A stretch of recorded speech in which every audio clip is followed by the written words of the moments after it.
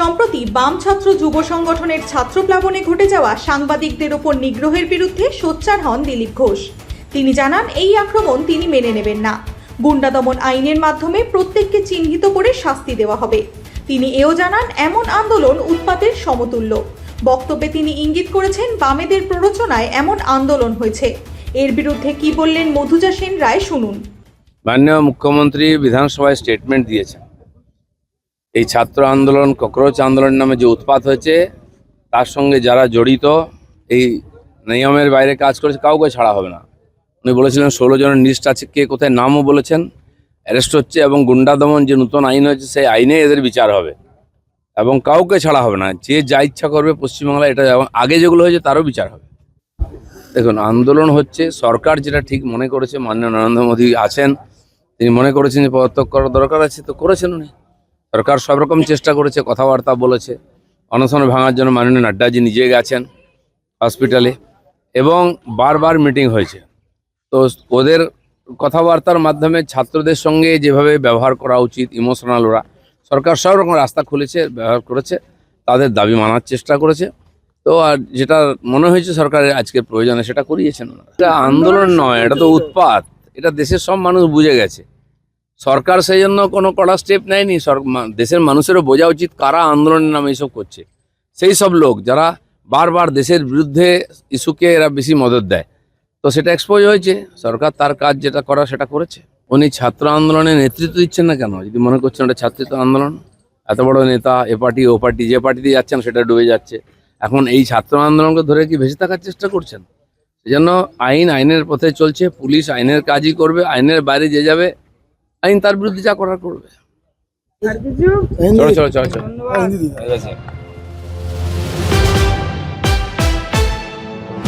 দিলীপ ঘোষ সাংবাদিকদের নিয়ে এত চিন্তিত হয়েছেন, যদি আগেও বিজেপি একটু চিন্তিত হতো এরকম সাংবাদিকদের নিয়ে, তাহলে গৌরী লঙ্কেশ, দাভোলকার, এদেরকে আমাদের হারাতে হতো না।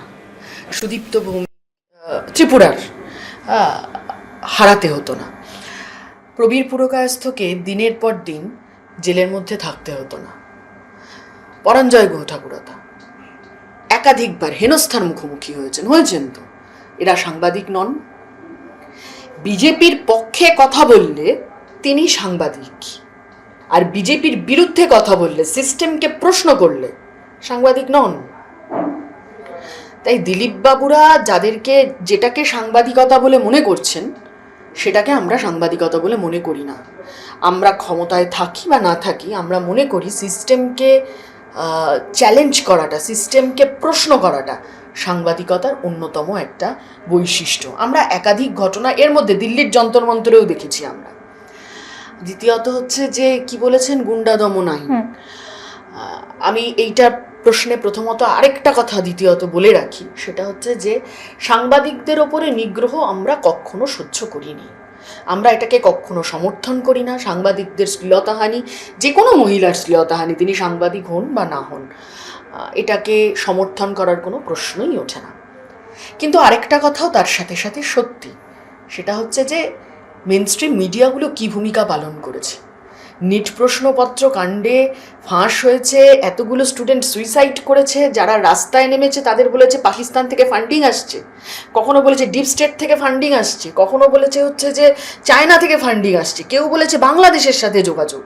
এদিকে ভারতবর্ষের মিনিস্ট্রি অফ এক্সটার্নাল অ্যাফেয়ার্স বলছে যে এদের কেউ হচ্ছে যে মানে বিদেশ থেকে ফান্ডেড হচ্ছেন বলে আমাদের কাছে কোনো খবর নেই। তাহলে এই যে মিথ্যা প্রচারগুলো করলেন, এর ফলে যারা সত্যি সত্যি ক্ষতিগ্রস্ত হয়েছেন, যারা আসলে ঘটনাটা, দেখুন এখন তো শুধু মেইন স্ট্রিম মিডিয়ার ওপরে কেউ ভরসা করে না, আপনাদের মতন পোর্টালগুলো আছে, অসংখ্য, মানে সোশ্যাল মিডিয়া হওয়ার কারণে সব ঘটনা মানুষের সামনে এখন চলে আসাটা অনেক সহজ হয়েছে। ফলে সেখানে দাঁড়িয়ে মানুষের রাগ হয়েছে, কিন্তু তারপরে দাঁড়িয়েও বলছি যে এই রাগের কারণেও সাংবাদিকদের মারা, সাংবাদিকদের গায়ে হাত তোলা উচিত নয়। এবার প্রশ্ন হচ্ছে, কারা সাংবাদিকদের গায়ে হাত তুলল? মিছিলে সেদিন কারা ঢুকে গিয়েছিল? আমাদের একাধিক অভিজ্ঞতা আছে যে মিছিলের পেছনে বিজেপির ফ্ল্যাগ নিয়ে ঢোকার চেষ্টা করছে, বিজেপি বাইরে থেকে উস্কানি দিচ্ছে, গোটা মিছিলটা এটা প্রতিহত করতে করতে করতে করতে এগিয়েছে। মিছিলে কারা ঢুকেছিল? আমরা তো একজনের ছবি দেখতে পাচ্ছি যার সঙ্গে হচ্ছে যে আবার ববি হাকিমের ছবি দেখা যাচ্ছে। ববি হাকিম শুনলাম আবার এখন ভালো তৃণমূল হয়েছে, তাকে অ্যারেস্ট করা হয়েছে। তিনি গুন্ডা দমন আইনের আওতায় আসবেন তো? আর যিনি এত বড় বড় সব কথা বলেছেন, তার মুখের ভাষা, তার কথাবার্তা আসলে গুন্ডাদের মতন। নিজের ওপরে গুন্ডা দমন আইন প্রয়োগটা উনি কিভাবে করেন সেটাও একটু দেখে নেওয়ার আছে। আসলে চাপে পড়েই ইস্তফা দিয়েছেন। গোটা দেশ জুড়ে ছাত্র আন্দোলন আরো বেশি ছড়াবে, কলকাতার মিছিল দেখেছেন, ভাবতে পারেননি তো যে কলকাতায় বিজেপির এই মারমার কাট জয়ের পরে দাঁড়িয়েও একটা গোটা বিরোধী দলকে প্রায় খেয়ে নিল। হ্যাঁ, একটা মাত্র এমএলএ, তারপরে আবার দাঁড়িয়ে হচ্ছে মানে সিপিআইএম এর একটা এমএলএ, যদি বৃহত্তর ক্ষেত্রে বলেন তাহলে আমাদের সমর্থনে জিতে আসা আরেকজন এমএলএ রয়েছেন বিধানসভায় তো উপস্থিতি, তারপরে দাঁড়িয়েও কি করে বলুন তো মানে এইটা হচ্ছে যে এই মিছিলটা ওরা সহ্য করতে পারে। ফলে ওরা বুঝেছে যে দেশ জুড়ে মানুষ আমাদের সঙ্গে হচ্ছে যে নামছেন। একটার পর একটা রাজ্যে বড় মিছিল হয়েছে। এই পাটনায় দুদিন আগে এসএফআই এর রাজ্যের প্রেসিডেন্টকে 40 দিন জেল খাটিয়েছে শুধু নিজের জন্য একটা নিজেদের গ্রামে একটা কলেজ চেয়েছিল বলে। এই ছাত্র আন্দোলনের ফলে শুধু ধর্মেন্দ্র প্রধান পদত্যাগ করেনি, কমরেড ক্রান্তিকেও ওরা ছেড়ে দিতে বাধ্য হয়েছে। এই তো আমাদের চোখের সামনে রয়েছে।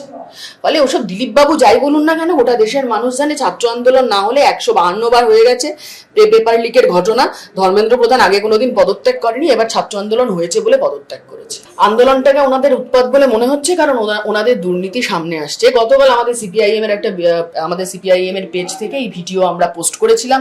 শুভেন্দু অধিকারী ঘুষ নিচ্ছেন, হ্যাঁ, নারদ স্টিং অপারেশন, যেটা উনি নিজের মুখে স্বীকার করেছেন যে একটা এরকম ছাড়া আর কিছু দেখানো যাবে না, প্রমাণিত অপরাধ নেই। সেইটাকে হচ্ছে যে বিজেপি রিপোর্ট করে আনঅ্যাভেলেবেল করে দিয়েছিল। আজকে আমরা আবার পোস্ট করেছি। ফলে দুর্নীতির বিরুদ্ধে কথা বললে পরে তো গায়ে তাদের লাগবে। ইলেকট্রাল বন্ডের টাকায় যাদের হচ্ছে যে এত বাড়বাড়ন্ত, এত ফুলে ফেপে ওঠা, তাদের গায়ে লাগবে না দুর্নীতির বিরুদ্ধে কথা বললে?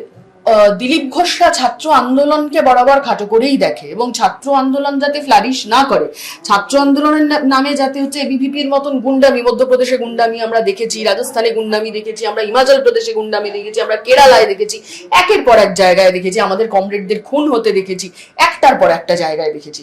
যাতে ওই রকম গুন্ডা তৈরি হয় তার জন্য হচ্ছে যে ওরা চেষ্টা করে। সুস্থ ছাত্র আন্দোলন হলে আসলে যে ছাত্র আন্দোলন মাথা দিয়ে ভাবে, যে ছাত্র আন্দোলন আসলে বিকল্পের কথা বলে, যে ছাত্র আন্দোলন সিস্টেমকে প্রশ্ন করে, দিলীপ বাবুর মতন লোকেরা কখনোই হচ্ছে যে সেই ছাত্র আন্দোলনকে সহ্য করতে পারবেন না, এটা জানা কথা। এবং ওনারা যত সহ্য করতে না পারবেন তত আমাদের এটা মনে হবে যে আজকের ছাত্র আন্দোলন একদম সঠিক পথে রয়েছে।